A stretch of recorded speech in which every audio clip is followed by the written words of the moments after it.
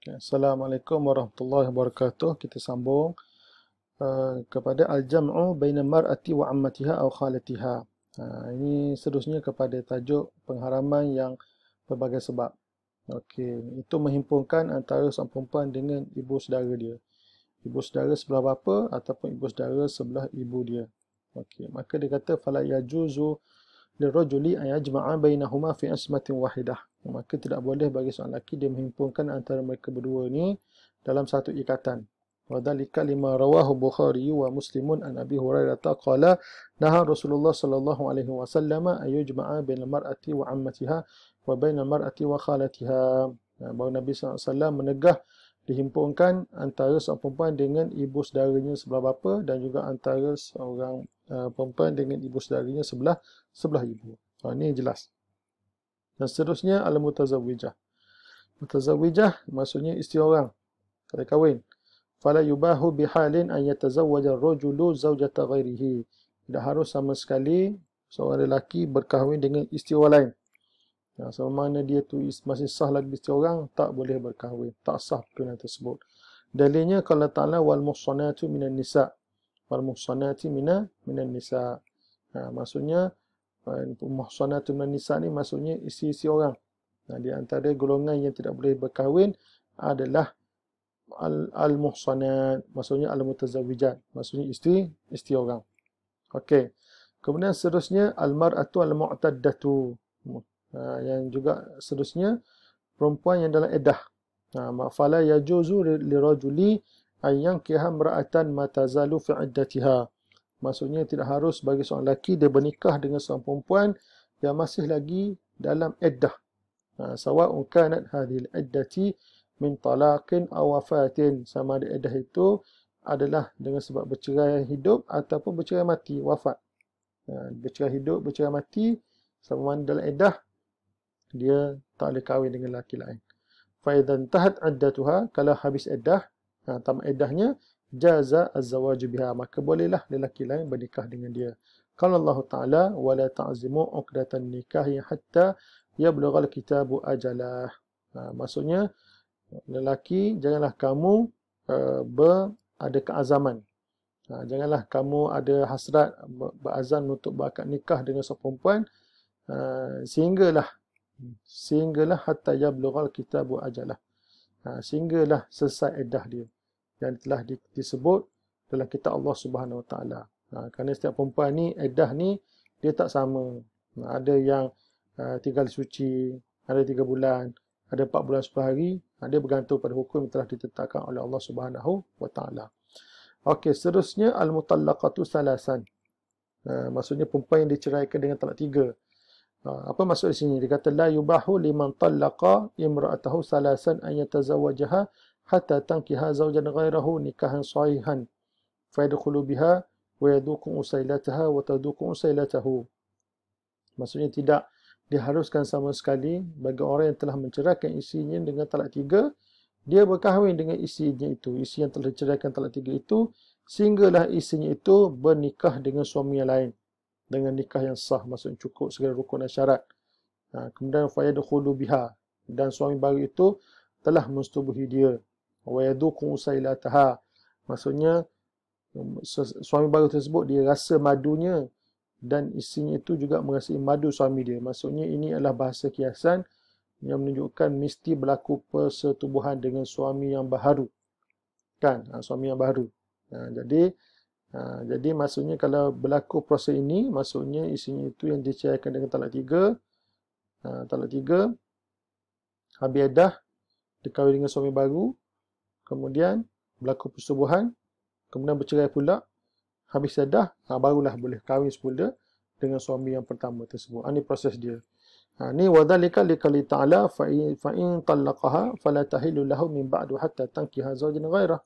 Maksudnya jikalau seorang lelaki tersebut telah menceraikan isterinya, menceraikan isteri dengan talak 3 di sini, maka tidak halal lah perempuan itu, maksudnya perempuan yang telah diceraikan dengan talak 3 itu, lahu tidak halal lah baginya, bekas suaminya itu, selepas daripada itu, selepas ditalakkan, hatta tankiha zawjan ghairah, sehinggalah si perempuan ini dia bernikah dengan suami yang lain.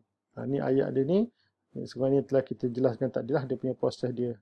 Sehingga dia puasa dia kahwin dengan suami baru, berlaku persubuhan, kemudian bercerai pula, habis iddah, barulah dia boleh kahwin dengan suami yang pertama tu. Kemudian yang seterusnya, halangan-halangan seterusnya, zaidah ala arba'in niswah. Maksudnya berkahwin lebih daripada 4 orang isteri. Fala yajuzu an yadhumma zawjatan khamisatan ila nisa'i al-arba' al-mawjudati 'indahu hatta yutalliqa wahidatan minhunna. Okey, wa tanqadi iddatuha aw tamut. Okey. Maksudnya tidak harus bagi seorang lelaki dia menghimpunkan isteri yang kelima kepada isterinya yang 4 yang sudah ada ketika itu. Sehinggalah dia menceraikan salah seorang daripada mereka itu. Dia cerai. Dia perempat tu dia cerai. Kemudian habis iddah ataupun mati. Kan? Maksudnya kalau lah isteri tersebut mati ataupun diceraikan. Diceraikan, maka halal lah dia halal lah bagi lelaki itu yang kelima tu. Yang kelima pun tapi dia jadi 4 lah. Jadi dia kira mati. Kalau mati kita tahu boleh menikah terus kan. Menikah terus. Tapi kalau talak raj'i, talak raj'i ini masih lagi isteri. Tapi kalau talak bain, itu ada khilaf kan. Ikut pandangan Hanafi dan juga mazhab Syafi'i. Okey, qala Allah Azza wa Jalla, fankihu ma taba lakum minan nisa'i masna wa thulatha wa ruba'. Maksudnya bernikahlah apa yang kamu suka daripada perempuan yang kamu suka, 2, 3 ataupun 4. Warawa Abu Dawud wa ghairuhu an Qais bin Haris radhiyallahu anhu qala aslamtu. Ini kisah daripada Qais bin Haris. Dia kata aku telah masuk Islam. Wa indi thamanu niswatin, dan aku ada 8 orang isteri. Fa zakartu zalika lin Nabi, dan aku sebutlah tentang status aku ni yang ada 8 orang isteri. Kemudian Nabi disebut kali ini kepada Nabi SAW. Kemudian Nabi SAW berkata kepadanya, ikhtar minhunna arba'an. Pilih 4 orang sahaja. Pilih 4 orang sahaja. Okey, kemudian seterusnya, al-musyrikatu wa thaniyah. Perempuan musyrik, penyembah berhala. Wahiyya allati laisa laha kitabun samawiyyun. Itu perempuan yang tidak ada padanya kitabun samawiyyun. Maksudnya bukan daripada perempuan ahli kitab. Perempuan ahli kitab kita akan sebut lepas pada ni lah. Okey, jadi itu maksudnya perempuan perempuan musyrik wasani, penyembah berhala. Maksudnya bukan perempuan ahli kitab. Fa idza aslamat, kalau dia masuk Islam, halat, barulah halal dia menikah dengan lelaki muslim. Wajaza zawaju biha, dan maka haruslah berkahwin dengan dia. Qala Allah Taala, wala tankihu al-musyrikati hatta yu'min. Dan kamu wahai lelaki, janganlah kamu bernikah dengan perempuan-perempuan musyrik sehinggalah perempuan musyrik tersebut beriman. Wala amatum mu'minatun khairum min musyrikatin walau a'jabatkum. Maksudnya hamba yang beriman itu, hamba perempuan yang beriman itu lebih baik daripada perempuan musyrik, walaupun perempuan musyrik itu mengagumkan kamu, kecantikannya mengagumkan kamu, tapi selama mana dia musyrik, sebenarnya lebih baik kamu kahwin dengan hamba perempuan yang beriman. Okey. Tambihan. Okey. Tambihan. 2 peringatan.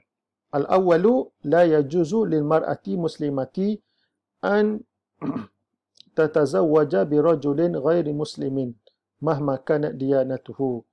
Dia kata tidak harus bagi seorang perempuan muslimah berkahwin dengan lelaki yang bukan muslim, non-muslim. Mahma kanat diyanatuhu, tak kiralah apa agama dia. Hindu ke, Buddha ke, Kristian ke, Yahudi, tak boleh seorang perempuan muslim berkahwin dengan lelaki yang berlainan agama. Kenapa? Wadhalika li'anna li zawji wilayatan ala zawjah. Kerana suami mempunyai kuasa atas isteri dia. Ada kuasa. Kita tahu suami ada kuasa terhadap isteri dia. Wala wilayata li kafirin ala muslimin. Dan orang kafir dia tidak boleh menguasai orang Islam. Ini asas dia. Dan satu lagi, wali annaha la ta'manu 'indahu ala diniha. Dan satu lagi, sesungguhnya tidak aman. Perempuan muslimah tersebut tidak aman terhadap agamanya di sisi suami yang bukan muslim. Kan? Maksudnya tak aman dia nak melaksanakan agama dia. Kan akan dapat gangguan dan sebagainya. Kenapa? Li'annahu la yu'minu bihi. Kerana si suami tidak beriman dengan agama yang dianuti oleh si isteri. Itu agama Islam. Jadi akan memberi masalah untuk isteri dia nak mengamalkan agama Islam itu. Kerana suami berkuasa terhadap diri dia.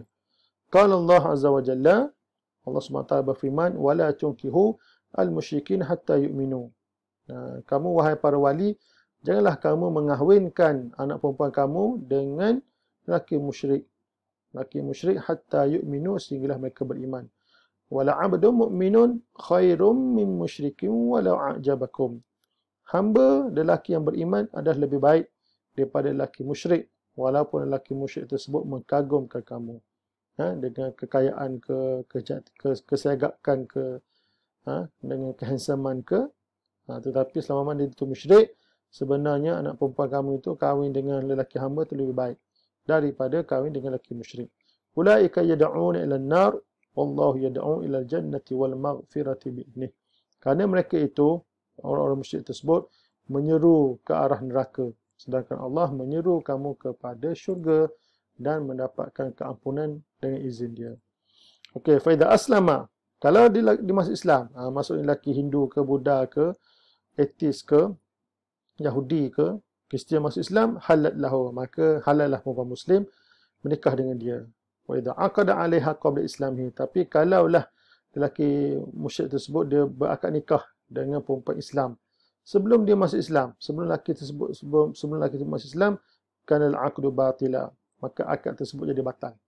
Lelaki Buddha, lelaki Hindu, lelaki Kristian, lelaki Yahudi, dia kahwin dengan perempuan Islam sebelum dia masuk Islam, maka akad perkahwinan batal. Tak sah, batal. Wa wajabat tafriqu bainahuma, maka wajib dipisahkan antara mereka berdua. Fauran, segera. Fa idza hasala wat'un, kalau berlaku persetubuhan, kana dzalika zina, maka itu dikira sebagai zina. Okey. Jadi rasa berhenti setakat ni, kita sambung pada klik yang berikutnya. Assalamualaikum warahmatullahi wabarakatuh.